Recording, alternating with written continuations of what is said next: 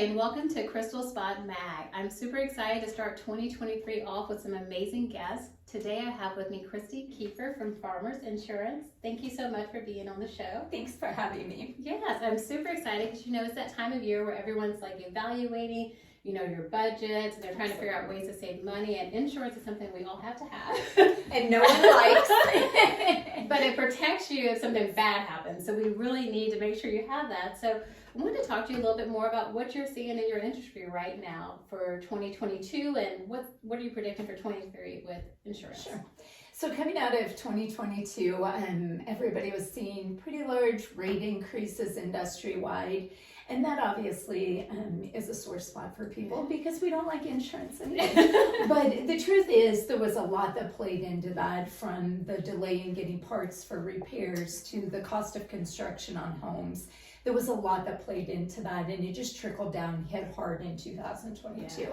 And we expect things to level out in 23, which is good news. And we're hoping to see that trend level out, as well as some improvements made in the areas that we saw and needed adjusted. I had a guest a couple weeks ago, and I do real estate, so obviously we see these impacts when you have a supply chain shutdown, or lumber prices go up, or natural disasters that also affects it. And I know people don't maybe understand the correlation, like if a flood happens or hurricane happens in Florida, how does that affect me in Kansas when it comes to insurance? So it doesn't affect you at all in Kansas. The problem is the company has reserves, and when those reserves start to deplete, they have to start making tighter underwriting decisions nationwide to make sure that they protect those reserves. When interest rates increase, our reserves increase, which is a good thing in our business because it gives the companies more money there. But it does affect us for that purpose. Okay. Obviously, what happens in Florida and California isn't happening here in Kansas, but what it's doing to the insurance carrier is. Oh. And how long have you been in the insurance business? 26 years. Oh, wow. I'm always looking at them like, how have I done something this long? I'm only 28. Exactly. Oh, my goodness. Not a day over 29. Me either, girl. Me either. So what are some things that you've seen over your lifespan of being in this industry? And what do you think things that have gotten better in terms of filing claims? And what things do you still feel like there's some improvement needed? So technology has made huge advancements. It's simplified the process. It's made getting payments to clients a lot faster. And so all of that. Yes, that's a wonderful change. Yeah. But it's also made it, in my opinion, less personal. And a lot of things are done through an app, taking pictures of a damaged car and things like that. And that's something I would like to see a little bit more. We do a lot in our agency with interaction with the clients. So if there is ever an issue with a claim, we ask them to call us because the actual claims process is very streamlined. But when a claim happens to you, it's never happened before. Yeah, and it's personal. It is personal, and it's the first time you're experiencing it, where that company does that for a living. They go from A to B very quickly, and we like the personal aspect of it. We're happy to hold hands through those processes. So, well, I love that. I feel like as a country and as a world, we become more technology focused, and we're losing that. And even in my personal business with Zillow and different companies that are kind of, they call them interrupters. I think that's disruptors. I think is the word I wanted to say. But it doesn't have to be that way, because you can still choose to run your business with a personal and relationship focused.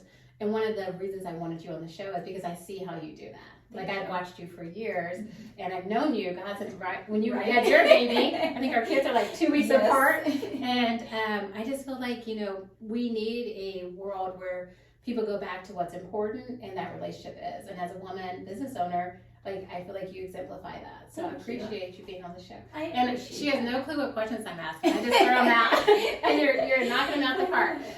One of the things I was going to say is, as I watch you transition your business from an agent to an owner, what was that? How did that entail when you decided you basically bought a practice? I did, and it was a lot bigger change than I expected. I had worked at the agency for 23 years, and the insurance side of it I had. Yeah. That's all good.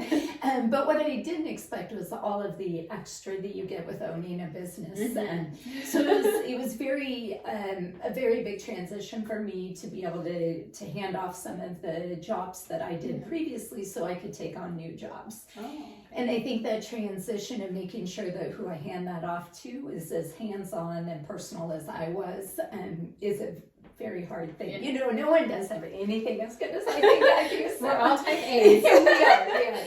But I've been really happy to develop into a business owner, but it has taken a lot longer than I expected. I think a lot of people don't understand the mindset shift you have to have. It's tremendous. Because what I love about what I do in real estate is not what I can do every day when I own a company. Exactly. And so you lose a little bit of that. So how do you stay in line with the pieces that you really love? Like the client, do you have some clients that you're like, okay, these are my, Absolutely. even as the owner, I'm not. Well, I think that something that surprised me was so many clients would call and talk to whomever, which is perfect, but they would tell me when they'd see me out and about, well, I don't feel like I should call you anymore. Oh, yeah. Why? I haven't changed. So I love to have the client interaction. Obviously, I can't do all of the service work, but I love the client interaction. So I still stay very involved. I love that. Because you're right. A lot of people will say, well, I don't want to bother you. Right. Or you're so busy, or you're doing these things. But and that's what I enjoy. But the reason I got up every day to start this is so I could still do the things I love. And so I think that's the shift in entrepreneurship when you have to scale. It's like, how do you keep your identity in the culture of your business And when you bring on people? Correct. Yeah. And you want to keep engaged because things are always changing. And if you're not directly hands-on involved, you're not going to realize some of those changes. And I think that's really important too. Well, tell me about some of the services you guys provide and what some of your things that people may not know that they should have.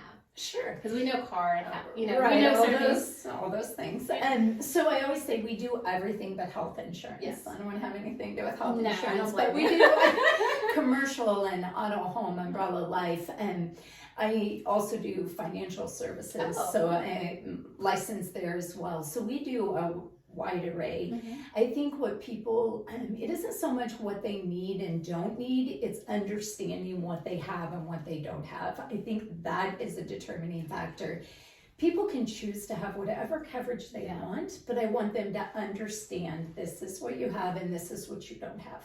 As long as they understand that, usually making sure that their package is what's important to them, that's what's important. I think that's so important. I mean, I will voice in a personal experience. I did not have water backflow insurance But on my house. You didn't even know about it, did you? I didn't even know it existed. I've been doing real estate 15 years. Never heard of this because I just usually get whatever the insurance agent says for your personal home. And then when I needed it, I didn't have it. So now any plan I live in, like, I have to make sure we have this backup, and it may never happen again. Experience with it, and it's personal. And I think that's what I've had so many people tell me. Well, this was so much more thorough than I've ever had before. Well, because I want to make sure that they understand what's available. It all costs money, so you have to decide what's important to you. But I just want everyone to know what's actually out there and available for them. And going through that binder with someone is so important. Just like because we go online. Yes. And I wouldn't buy a house without guidance, and really you shouldn't buy insurance without talking to someone who can walk you through the things that you know and things that you may not know. Like you said, there's always an antithesis. Like you have what I want and what I don't want or what I don't have. And what's displayed to you. I think a lot of people that shop insurance, they'll bring in their quotes. And to point out the differences in what they currently have and what those quotes are is so eye-opening to people at times. And sometimes they have exactly what they intended to have, but most of the time it's not. I love that. So what are some things that you're looking forward to in your business for 23? And I'm going to add on to it, I'm all about a word for the year. Do you have your word for 2023? Oh, I love that. So that's easy for me because I'm a goal setter, and all of my goals are growth. Growth would be my word. And I want to, my staff, I want to grow my staff. I want to grow my agency, but when I say I want to grow in education, and I want to grow in employees, and I want to grow and develop to be something that stands out in Lawrence. And so growth would be my word. I love that. And I think my word for 2023 is intentional. and it's intentional growth, intentional, all the things that we do that don't have a purpose. I want to be intentional with it. That's wonderful. I love it. Well, thank you so much for being on the podcast today. I hope to have you again because I'm really excited to see your growth this year.